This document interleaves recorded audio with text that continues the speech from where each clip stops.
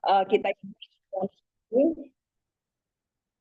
Shalom, selamat malam Ibu Cindy, selamat malam Bu Maria Kandek, selamat malam Pak Andre, selamat malam Bapak Samadi, salam kenal, selamat malam Ibu Karel ya, Bapak Karel atau Ibu Karel, dan selamat malam Mbak Liviana, puji Tuhan udah sembuh ya, udah sehat ya, udah bisa ikut Zoom. Selamat malam Ibu Rosin, selamat malam Pak Pendeta Liman Handoko Surabaya, luar biasa. Selamat malam Pak Dev, salam kenal. Selamat malam Mbak Endang, selamat malam Pak Tirta dan Bapak Pendeta Parlin dan Bapak Joko dan Bapak Daniel Bambang yang sudah hadir pada malam hari ini. Di sini Saudara, pagi, Bang. Di sini ya, pagi. Iya. Dan Ibu Melani ya, puji Tuhan. Baik, Bapak Ibu Saudara yang terkasih dalam Tuhan, seperti yang di flyer yang kita sudah terima, bahwa apa yang akan kita bicarakan malam hari ini yaitu tentang biografi Raja Manaseh. Saya akan mengajak kita membuka di dalam 2 Tawarik pasal 33, karena berhubungan ini adalah sejarah dan ayatnya juga tidak terlalu panjang, saudara, jadi saya akan bacakan dan Bapak Ibu Saudara boleh menyimak atau langsung membaca bersama dengan saya di tempat masing-masing. Demikian firman Tuhan.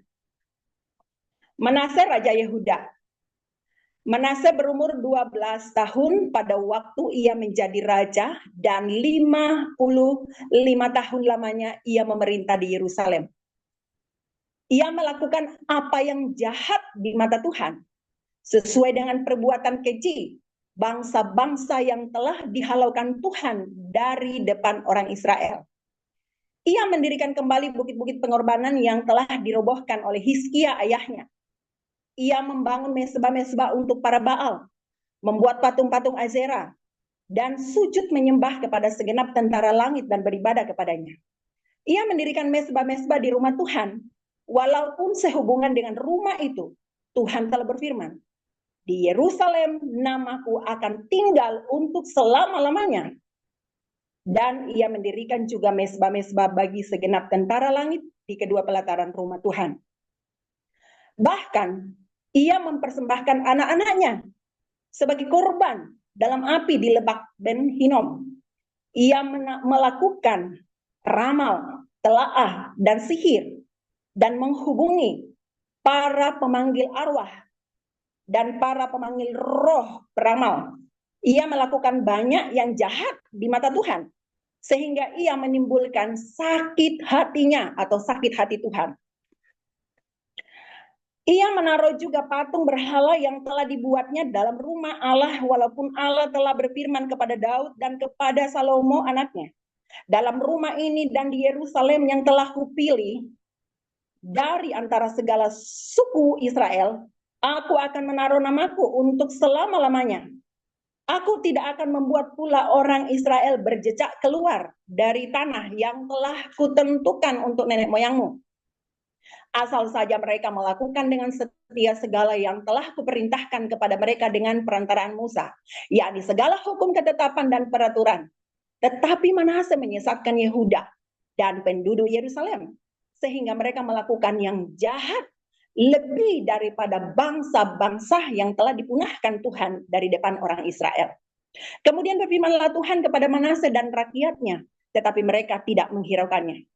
Oleh sebab itu Tuhan mendatangkan kepada mereka panglima-panglima tentara Raja Asyur yang menangkap Manaseh dengan kaitan, membelenggunya dengan berantai tembaga dan membawanya ke Babel.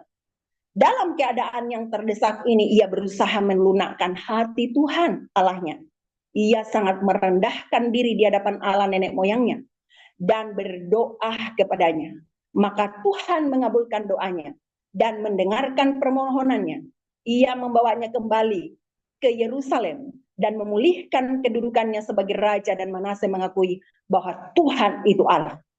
Kemudian ia mendirikan tembok luar pada kota Daud di sebelah barat Gihon, di lembah sampai dekat pintu gerbang ikan, mengelilingi Ofel.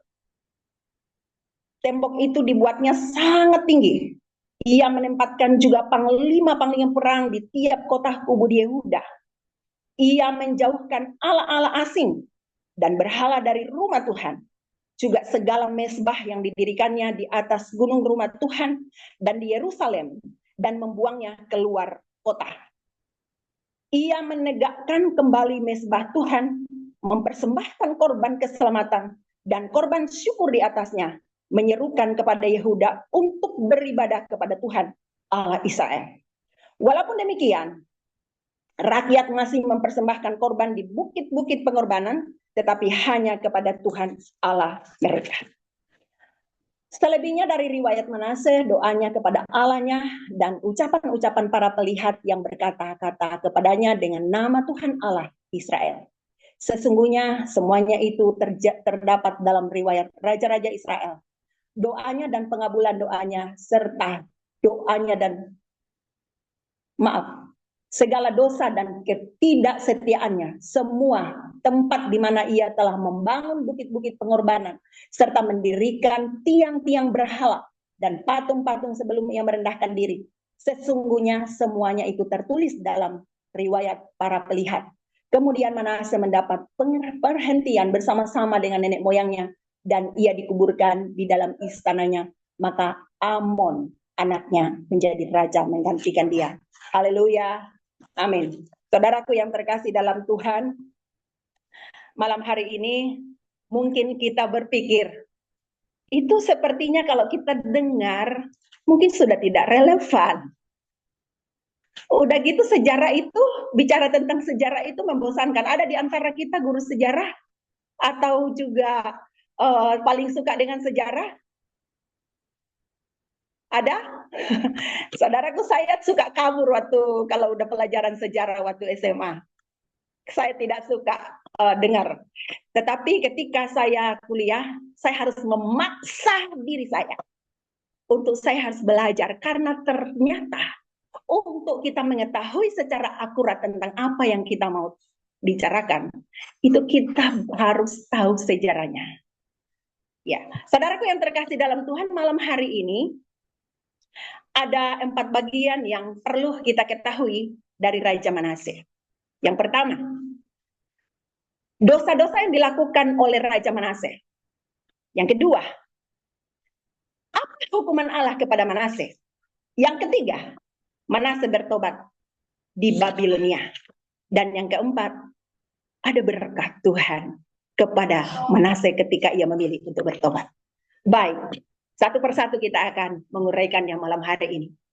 Saudaraku yang terkasih dalam Tuhan, mungkin tidak asing di dalam telinga kita, karena saya percaya mungkin kita semua adalah orang-orang yang sangat rajin waktu sekolah minggu, sehingga tokoh yang bernama Raja Manase ini sudah berkali-kali mungkin kita dengar. Bahkan kita tahu urutan-urutan dia dari siapa. Ya, kakeknya bernama Raja Ahaz, kemudian lahirlah seorang raja yang menggantikan Ahaz, yaitu Hizkia yang takut akan Tuhan. Kemudian di tengah-tengah akhir dari kehidupan Hizkia, lahirlah Raja Manase. Nah, saudaraku yang terkasih dalam Tuhan, di dalam penguraian malam hari ini, saya coba mencari tanggal berapa lahir Kak itu Manase. Tetapi Alkitab mencatatkan, yaitu dia lahir ya di akhir atau di masa dari Raja Hizkia, yaitu Raja Hizkia adalah ayah dari Raja Manase. Tetapi ada hal yang sangat berbanding balik. Yang menarik bagi saya adalah ketika kita memperhatikan kehidupan Hizkia yang begitu luar biasa takut akan Tuhan, tetapi kenapa Manase, Alkitab mencatatkan, lebih jahat dari bangsa-bangsa yang jahat di mata Tuhan.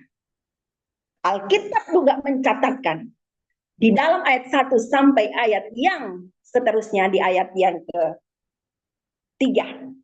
Manase berumur 12 tahun pada waktu ia menjadi raja, dan 55 tahun lamanya ia memerintah di Yerusalem. 55 tahun lamanya. Dan 55 tahun itu ia melakukan kejahatan di mata Tuhan. Dan sederetan kejahatan itu tertulis secara lengkap di dalam bacaan kita malam hari ini. Apa saja kejahatan-kejahatan yang dilakukan oleh Raja Manase? Di dalam pasal 33 ayat 3, ia mendirikan bukit-bukit pengorbanan kepada dewa Baal dan Asyera. Ia sujud menyembah kepada dewa langit. Ia mendirikan mezbah untuk dewi-dewi di rumah Tuhan baik Allah. Ayat 4 mencatatkan itu. Ia mendirikan mezbah untuk dewa-dewa langit di halaman rumah Tuhan. Wow, ini tidak ada rasa takut sama sekali memangnya. Ia mempersembahkan, dan ini yang sangat menjadi perhatian saya. Karena biasanya di Alkitab katakan, seorang ayah yang jahat sekalipun tidak akan memberikan kalajengking kepada anaknya. Tapi ini berbeda dengan Raja Manase. Perhatikan. Ia mempersembahkan anaknya sebagai korban dalam api kepada seluruh dewa Baal dan kepada dewa Asyera di Lebak Ben Hinnom. Sejarah mencatatkan kejahatan, makanya dituliskan di dalam Alkitab bahwa dia lebih jahat dari bangsa-bangsa yang jahat.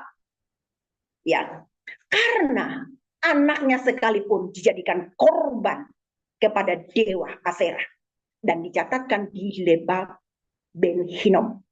Pasal 33 ayat 6 mencatatkan bagian ini. Kemudian apalagi? Kejahatan apalagi dilakukan? Raja Manase terlibat melakukan ramal, telaang, dan sihir. Kemudian ia juga menghubungi arwah-arwah dan memanggil peramal. Manase melakukan terlalu banyak kejahatan. Saudaraku yang terkasih dalam Tuhan, mungkin saya tidak tahu saudara pernah menemukan yang sama dengan karakter Manase? Saya rasa tidak. Betul? Tidak ada ya? Tidak ada mungkin ya. Ya, kemudian kalau saya belum pernah saudara. Kemudian apa lagi dilakukan oleh Manase? Manase menaruh patung berhala. Ini ditaruh di mana saudara? Pasal 33 ayat 7 menceritakannya. Yaitu ditaruh di dalam rumah Tuhan. Ini pertanda bahwa dia benar-benar memiliki kejahatan. Hatinya benar-benar buta dan gelap. Sampai dia tahu betul bahwa itu dari rumah Allah. Dia berani menaruh patung berhalanya di rumah Tuhan. Kemudian ia menyesatkan penduduk Yerusalem dan Yudea. Pasal 33 ayat 9 mencatatkannya. Menolak firman Tuhan, mendukacitakan hati Allah. Pertanyaan saya seperti ini, saudara. Hizkia adalah raja yang tercatat mengenal Tuhan, bahkan memberi yang terbaik bagi nama Tuhan, bahkan membangun, ya. Saudaraku yang terkasih dalam Tuhan, kenapa apa yang terjadi sehingga Raja Manase tidak melakukan apa yang dilakukan oleh ayahnya, yaitu tidak mencontoh kebenaran-kebenaran yang luar biasa dikerjakan oleh Hizkia yang takut akan Tuhan. Kenapa? Saudaraku, saya coba memikirkannya seperti ini. Kemungkinan besar pada saat kejayaan Hizkia di akhir-akhir hidupnya, karena dia lahir di akhir-akhir hidup Hizkia, kemungkinan pada saat kejayaan Raja Hizkia, dia sudah melupakan hal yang sangat penting bagi kebutuhan keluarganya, yaitu dia harus membawa seluruh keluarganya berhadapan dengan Tuhan. Ada kemungkinan juga terjadi dalam kehidupan kita. Kita terlalu mencintai pelayanan, terlalu mencintai waktu kita untuk di luar terbang, jam terbang begitu tinggi. Anak minta makan, anak minta minum, mungkin anak sakit, kita lupakan sebentar ya nak ya, ke dokter aja. Iya kan? Kita doanya sendiri, puasanya sendiri, kusuk sendiri. Lupa anak-anak juga butuh dibimbing. Kemungkinan besar hal seperti ini terjadi kepada Manase. Dialami Manase. Hizkia terlalu sibuk dengan kebanggaannya, kejayaannya, lupa mendidik anaknya untuk takut akan Tuhan. Saudaraku, beberapa contoh-contoh yang mungkin didapatkan, saudara mungkin bisa temukan di media sosial. Bahkan mungkin saudara pernah temukan di lingkungan saudara. Ada orang yang begitu luar biasa menceritakan, mengajak orang takut Tuhan. Bahkan luar biasanya begitu saleh dan kelihatan pokoknya itu tidak ada cacatnya. Tetapi kita dengar, ya maaf kata, saya temukan kasus itu di Semarang. Anaknya hamil di luar nikah. Kemudian narkoba. Ya, saudaraku, apa pesan firman Tuhan kepada kita?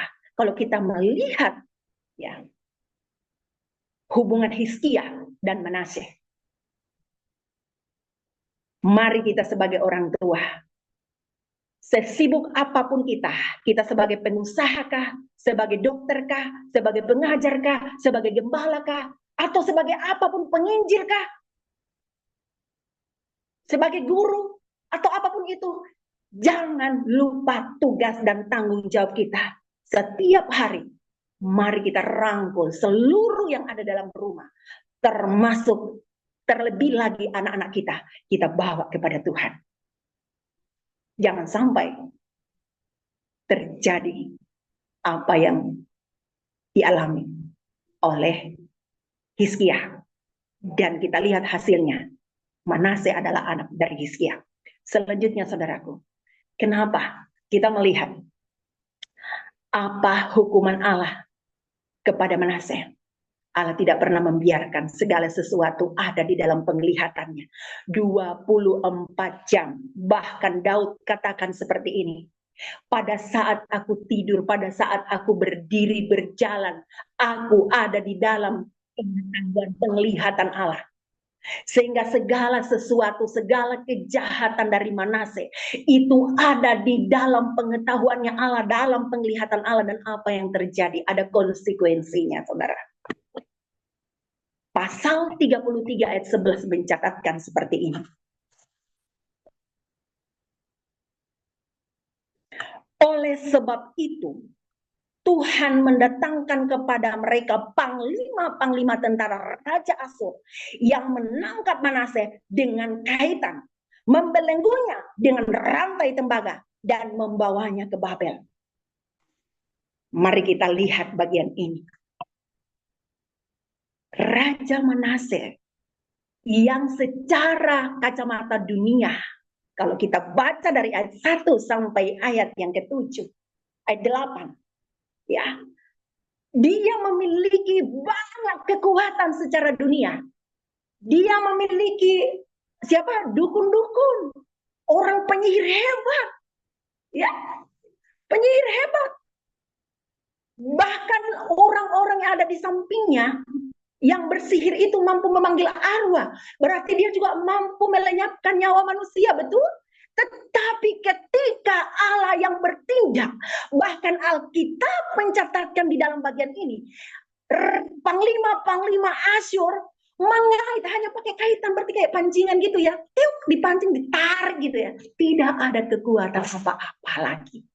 Tidak ada kemampuan apa-apa lagi. Segala keperkasaannya, kegagahannya dalam kacamata dunia, segala kejahatannya, segala perbuatan-perbuatan yang dilakukan Manasye selama 50 tahun itu.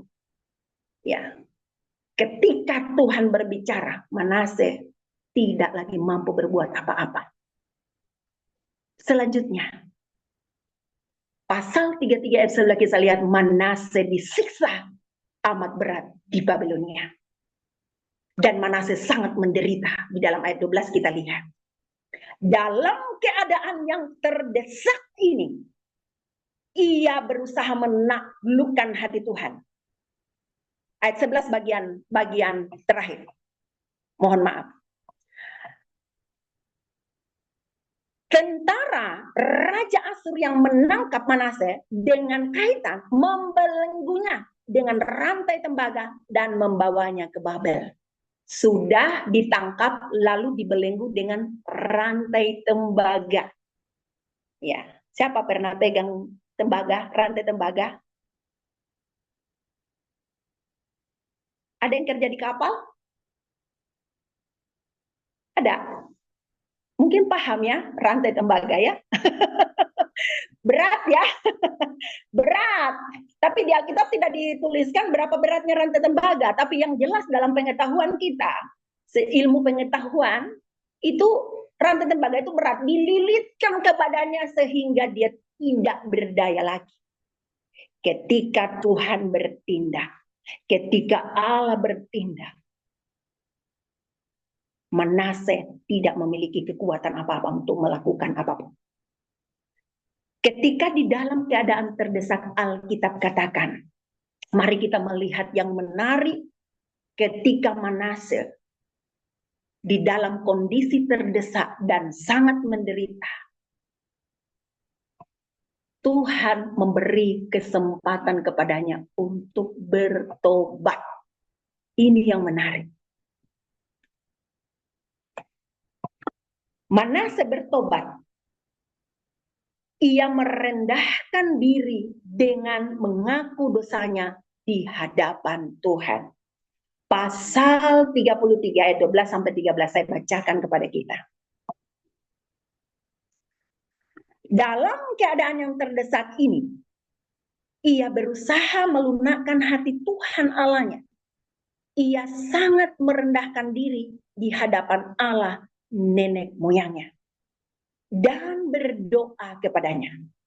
Maka Tuhan mengabulkan doanya dan mendengarkan permohonannya. Ia membawanya kembali ke Yerusalem dan memulihkan kedudukannya sebagai raja, dan Manase mengakui bahwa Tuhan itu Allah. Luar biasa. Saudaraku yang terkasih dalam Tuhan, apa yang kita mau lihat di dalam bagian ini? Yang pertama adalah Manase memilih untuk bertobat. Yang kedua, Manase sungguh-sungguh mengakui semua kesalahan dan dosanya. Alkitab mencatatkan bahwa dia merendahkan diri di hadapan Allah. Dan hasil dari pertobatan Manase, Alkitab mencatatkan di ayat 16, Manase memulihkan ibadat kepada Tuhan Allah Israel. Wow, saudaraku yang terkasih dalam Tuhan. Berkat apa yang kita peroleh kalau kita belajar tentang pertobatan dari Manase? Yang pertama, Tuhan memulihkan kedudukan Manase sebagai raja bangsa Israel.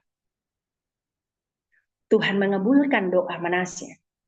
Tuhan memberi damai sejahtera kepada Manase. Saudaraku yang terkasih dalam Tuhan, seringkali kalau kita menemukan orang yang kita tahu, seorang pengajar ataupun seorang guru atau seorang yang kita pandang, orang yang melayani Tuhan, kalau kita temukan jatuh dalam dosa, bagaimana sikap kita? Kalau Allah saja memberikan kasih karunia yang tak terbatas kepada Manase, apalagi kita manusia. Tapi seringkali kita seringkali kita tidak mampu memberikan pengampunan. Bahkan yang terjadi, saudara, orang yang sudah kita temukan jatuh di dalam dosa, kita berdiri, mungkin kita berdiri menjadi Tuhan, membicarakan kelemahan orang itu, bahkan kita tidak mau memberikan pengampunan, terus menerus dibicarakan sampai mematikan, melemahkan orang itu. Saya pernah menemukan kondisi ini, saudara, dan sekali saya berbicara, saya tegur, jangan menjadi Tuhan bagi orang. Saya belajar pada Manase, bagaimana ketika dia bertobat, Dan jangan kita selalu kayak kita itu kayak menaruh apa ya? Kita kok kayak merasa diri kita itu benar sekali, tidak ada dosanya gitu. Ya kan? Menghukum orang. Bahkan nanti kalau dalam organisasi bisik-bisikin, jangan pakai dia. Dia itu begini-begini, saya tahu kartunya dia. Jangan, saudara. Allah itu maha pengampun dan manasa saja yang jatuh di dalam kejahatan, bahkan disebutkan di dalam Alkitab lebih jahat dari bangsa-bangsa yang jahat. Allah berbelas kasihan mengampuni. Apalagi kita. Saudaraku, mungkin ada, apakah ada di antara kita yang mungkin bilang begini, saya tahu kartunya itu si A, jangan dengar dia kalau bicara. Saudara nggak tahu kalau dia sudah bertobat. Saudara tidak berhadapan dengan dia atau dengan pribadinya sebelumnya, tapi saudara berhadapan dengan Allah yang dia sembah. Oleh sebab itu, pesan firman Tuhan malam hari ini, jangan kita menjadi hakim. Dan kalau kita mengenal atau mengetahui dan menyadari diri kita telah jatuh dalam dosa, mari segera bertobat dan jangan mengulang dosa yang sama. Kita melihat sejarah dari Manase. Ketika dia bertobat selama-lamanya. Saudaraku yang terkasih dalam Tuhan. Salah satu contoh yang tidak asing lagi dalam pendengaran kita Raja Daud. Ketika dia bertobat. Setelah dia jatuh dalam dosa. Dan dia menyadari dia salah. Bertobat dengan sungguh-sungguh. Saudaraku yang terkasih dalam Tuhan. Berapa kali kita menemukan diri kita jatuh dalam dosa yang sama. Berapa kali mungkin dalam penglihatan orang tidak tahu. Dosa dalam pikiran, dosa dalam perkataan. Berapa kali kita mengulang perkataan-perkataan yang sama, yang melemahkan, yang menyakiti, yang melukai. Adakah kita ambil kesempatan datang kepada Tuhan? Merendahkan diri, bertobat, mengakui dan bertobat dan meninggalkannya. Manase mendapatkan belas kasihan dari Allah. Artinya Allah itu memberikan kebenaran yang sungguh-sungguh, belas kasihan sungguh-sungguh. Dan Manase mendapatkannya ketika dia datang kepada Tuhan dengan sungguh-sungguh. Dan setelah itu, dia kembali. Alkitab mencatatkan bahwa dia kembali membuat yang benar di mata Tuhan. Bahkan mendirikan rumah Tuhan. Memberi yang terbaik kepada Tuhan. Pertobatan kita akan disaksikan oleh orang-orang yang ada di sekitar kita. Mari lakukan yang terbaik bagi Tuhan sebagai bukti bahwa kita sudah bertobat dengan sungguh-sungguh. Jangan suka menyakiti hati orang lain, jangan suka membicarakan kelemahan orang lain, tapi mari ceritakan kebaikan Tuhan. Manase ketika bertobat dan diampuni oleh Tuhan, dia memberi yang terbaik, seluruh hidupnya dipersembahkan kepada Tuhan. Mari kita melakukan yang benar di mata Tuhan. Tuhan Yesus memberkati kita semua. Amin. Bapak hamba telah berhenti berbicara. Roh Kudus-Mu mengilhami hati dan pikiran kami. Kami boleh melihat perjalanan Manase. Dan kami melihat bagaimana Manase ketika dia memilih untuk bertobat. Merendahkan diri di hadapan Tuhan. Dan hasil dari pertobatannya, dia memberi yang terbaik bagi Tuhan. Seluruh hidupnya dipersembahkan kepada Tuhan. Kami juga mau melakukan hal yang sama ya Tuhan. Bahkan apalagi kami yang telah hidup di dalam kasih karunia-Mu. Kami yang telah menerima penebusan, pengorbanan Kristus di atas kayu salib. Rasul Paulus memberikan pesan kepada kami. Rasul Paulus katakan bahwa memang kami hidup di dunia, tetapi kami tidak sama dengan orang dunia. Kami mau melakukan apa yang telah dikerjakan oleh hamba-hamba-Mu. Kami mau melakukan apa yang benar di mata Tuhan. Biarlah roh yang takut akan Tuhan berkumandang di dalam hati dan pikiran kami. Meskipun kami berjalan bersama-sama di dunia ini dengan orang-orang yang belum mengenal Engkau. Tapi kami tampil berbeda. Karena kami adalah milik Kristus yang telah ditebus dengan darah yang mahal. Kami tidak mau membawa diri kami sama dan serupa dengan dunia. Tapi kami mau, seperti yang dikatakan Rasul Paulus, memang kami di dunia. Tapi kami tidak melakukan apa yang dilakukan dunia. Biarlah roh daripada Allah yang hidup menguasai hati dan pikiran kami semua. Dan membawa kami kepada tugas-tugas yang mulia. Yaitu baik kami sebagai imam di dalam rumah tangga. Hendaknya kami memperhatikan kebutuhan yang terpenting adalah membawa istri dan anak-anak kami takut kepada Tuhan. Memulai setiap hari dengan merenungkan firman Tuhan. Begitu juga di dalam tugas kami ketika kami ada. Di kantor atau dimanapun kami berada. Kami tampil berbeda. Tidak sama dengan dunia. Terima kasih Tuhan Yesus. Kami mau menunjukkan buah-buah pertobatan kami. Dengan hidup kudus. Dan melakukan apa yang benar di hadapan Tuhan. Terpujilah Engkau Allah yang kudus. Kami berdoa dan bersyukur. Haleluya.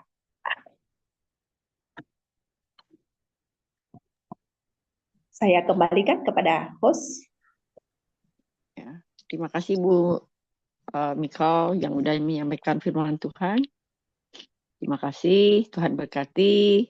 Dan kita selanjutnya, ya kalau yang ada doa syafaat oleh Ibu Melani. Ibu Melani. Langsung atau mau nyanyi dulu? Karena musiknya nggak masuk, jadi saya kurang nyaman untuk puji-pujiannya. Ya mungkin langsung doa syafaat aja. Kalau Ya, ada boleh. yang mau dibawa dalam doa, ada permintaan khusus untuk didoakan, atau ada yang sakit, atau ada yang mungkin ada beban apa yang mau minta didoakan. Apakah ada? Ya ini aja, saya aja minta didoakan. Anak saya besok ke Jessica dan Jason pulang dari liburan dari luar negeri. Tolong minta didoakan ya Bu Melani supaya perjalanannya lancar sampai di Sydney dengan selamat. Ya itu aja. Jessica dan Jason pulang dari liburan, tolong doakan perjalanannya lancar. Bu Cindy, Ya Pak Parlin. Tolong dong dibawakan anak saya Daniel ya. Tadi tes terakhir dari 2.000 orang mereka tinggal 200, dari 200 akan disaring jadi 91 orang untuk mereka masuk di ujian PNS ya. Tadi baru hari Senin tadi baru selesai tesnya yang terakhir. Ya Daniel Siam, anak saya. Apakah ini hasilnya hari ini untuk hari Senin akan pengumuman akan kelihatan ya dibawa dalam Tuhan ya. Ya, tolong didoakan supaya dia juga bisa lolos ya, dari 200 orang disaring menjadi tinggal 91 orang. Ya Ibu Melani, silahkan nanti dibawakan dalam doa. Bu Cindy? Ya? Ya, doakan saya besok pagi-pagi benar ya akan berangkat ke Cilacap, karena di sini kondisinya sedang hujan dan sepanjang hari ini juga hujan. Doakan supaya Tuhan berikan perlindungan khusus ya untuk keluar dari rumah sampai di tempat pelayanan dalam keadaan yang tidak hujan ya. Amin. Ya. Karena bergumul sekali kalau saya tinggalkan rumah juga, anak saya satunya itu takut sekali sama petir. Atau kalau udah hujan tuh dia sangat takut sekali. Nah tidak mungkin saya gotong semua di atas motor. Jadi hanya salah satu yang bisa ikut saya. Ya seperti itu. Tuhan tolong kita dan doakan ya. Terima kasih. Ya, Ibu Melani, silakan nanti doakan perjalanannya ke mana? Ke Cilacap ya? Ya. Bu Cindy, Jessica, dan Jason, Pak Parlin tadi namanya Daniel ya Daniel. anaknya ya? Ya, Daniel Ya, anaknya. ya, PNS ya? Mau masuk PNS ya Pak? ya, PNS ini di lembaga ya, di tahanan ya, di penjara. Mungkin di Cipinang atau di Salemba atau di Tangerang, saya nggak tahu nanti di mana dia akan tempatkan. Yang pasti saya nggak tahu di apa nanti di Cianjur juga besar apanya. Ya didoakan. Pokoknya untuk PNS tapi ditempatkannya belum tahu ya Pak ya, sesuai dengan nanti Ya, tujuannya. belum tahu. Soalnya baru tadi ujiannya terakhir. Mereka tadi ujian di Brimob Kelapa II. Terakhir dengan segala tes, kesehatan, fisik, dan lain sebagainya.